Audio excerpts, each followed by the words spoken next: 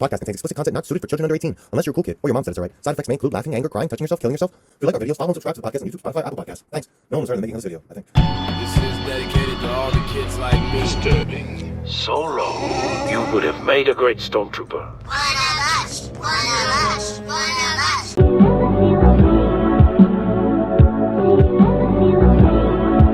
Ladies and gentlemen, I am Brandon. The name of this podcast does not matter.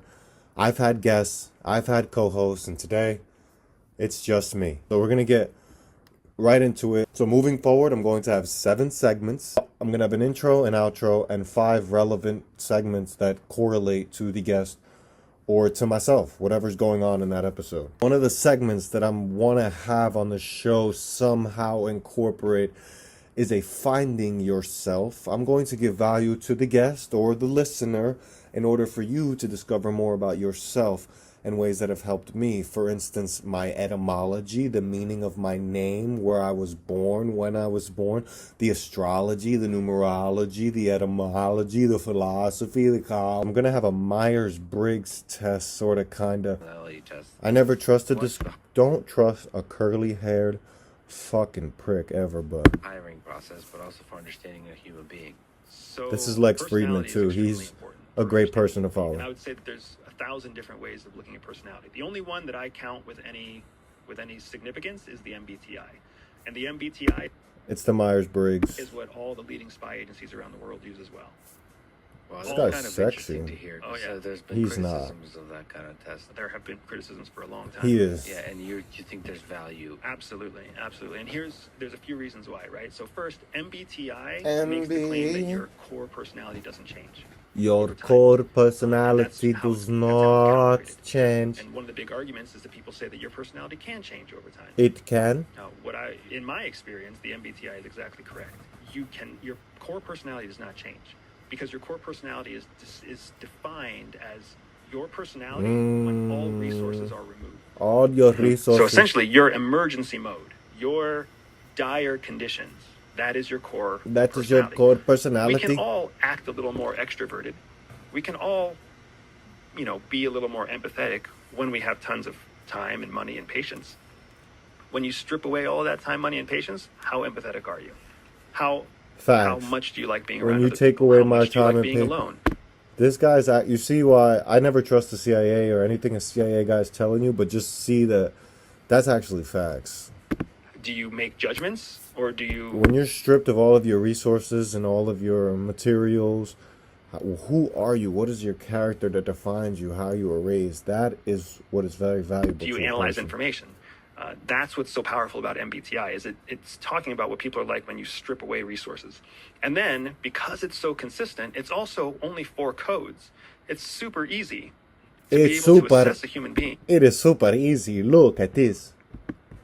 Through a dialogue, a series of conversations, to be able to hone in with high accuracy what is their 4 code, 4-letter code. 4-letter 16 code, options, and it becomes extremely valuable. Is it perfectly precise, and does everybody do it the same? I mean, those things the answers to those are no. But is it operationally useful in a short period of time? That is a resoundingly powerful yes. Yeah. Yeah, I only know, I think, the first letter before just shut up, Lex. Thorough way of doing it. And there's 5 seconds, 5 seconds, 5 seconds.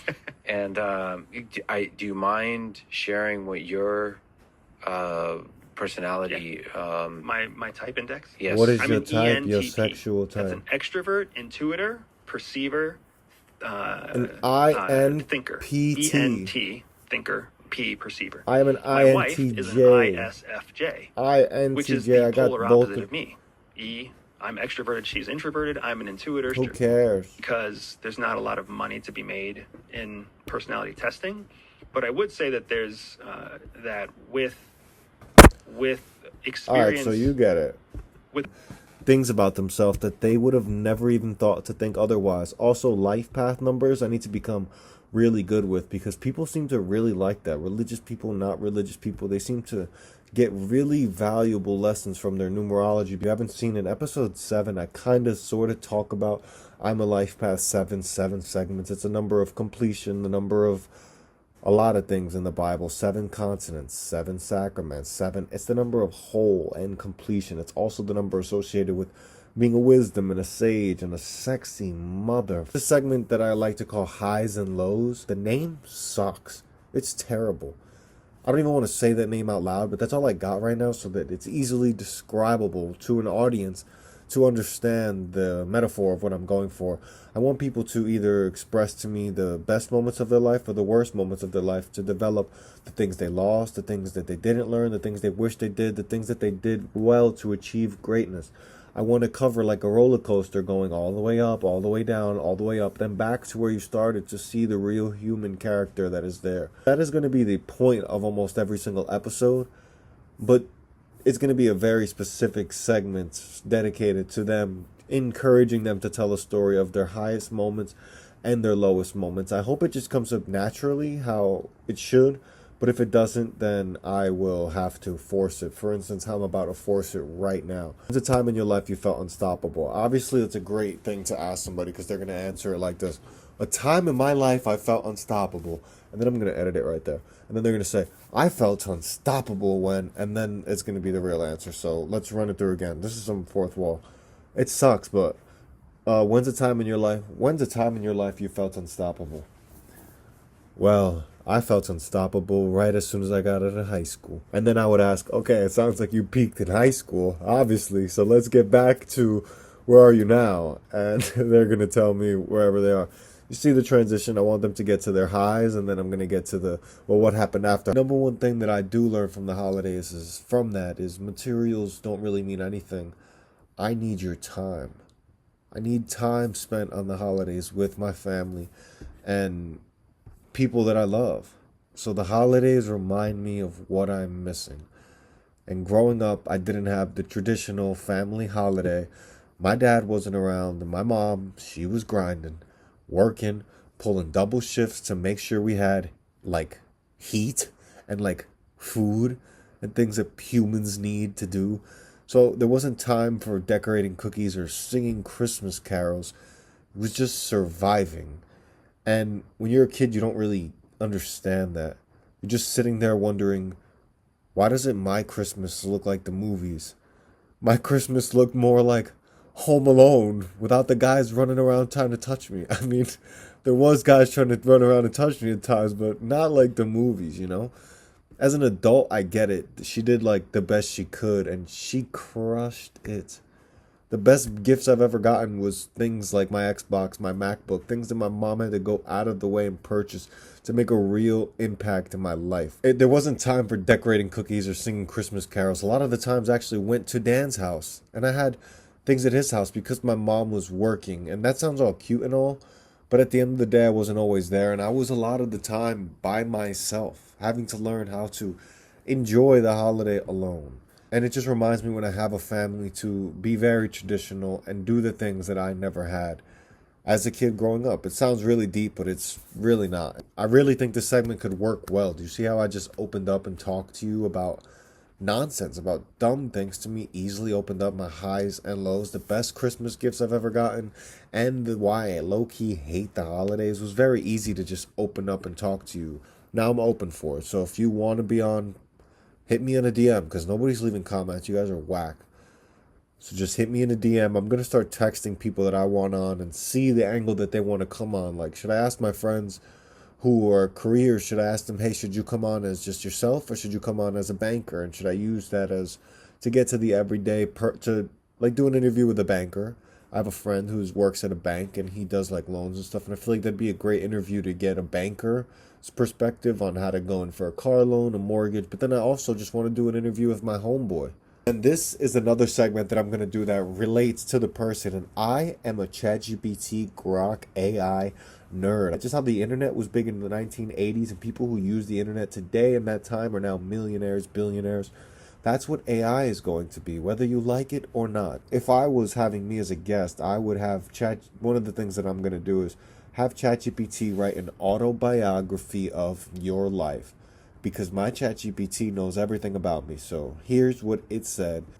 The title it gives me is Overthinking Out Loud, The Life and Chaos of Brandon. Born to question everything, I entered this world like everyone else, crying, confused, and probably judging the light in the delivery room. From an early age, it was clear I wasn't built for simplicity. Life. Rules. Guidelines at best. Childhood was a mix of imagination, stubborn independence, and asking why too many times. Chapter 2, The Art of Doing It My Way. Baby, won't you come my way? School was an experiment in tolerating structure. I was the kid who would ace creative projects, but completely forgot about the deadlines. Not true. Teachers either loved my wit or wanted me gone. Not true. Teachers fucking loved me. Look at me. I learned one valuable lesson. If it can make people laugh, they'll forgive me a lot. That's not true. I wasn't funny till... Some people would still say I am not funny. Turns out the person I was looking for all up finding myself. Chapter 5. Let's read this one. This is solid. Turns out the person I was looking for all along was me. I dove into numerology, Myers, Briggs, astrology, not for the answers, but for the questions. What makes me tick? Why do I overthink? I've got dreams. This is just the beginning. Whether it's through podcasts, music, AI experiments, or conversations with strangers, my mission is to create and connect, maybe make someone laugh, so forget that they have worries, at least for a moment. If my life had a tagline, it would be, stay curious, stay mad, and never stop asking why.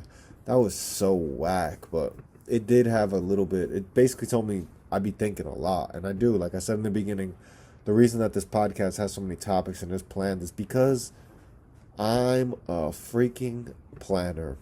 This is my first solo podcast.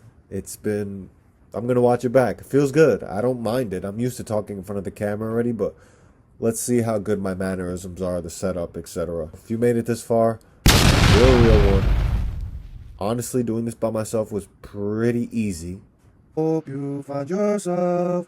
I'm happy we tried before you tried somebody else. Signals coming in. Feel like they're from another realm.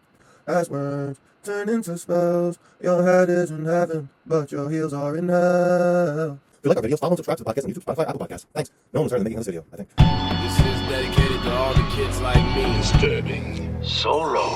You would have made a great stormtrooper. Wanna rush, wanna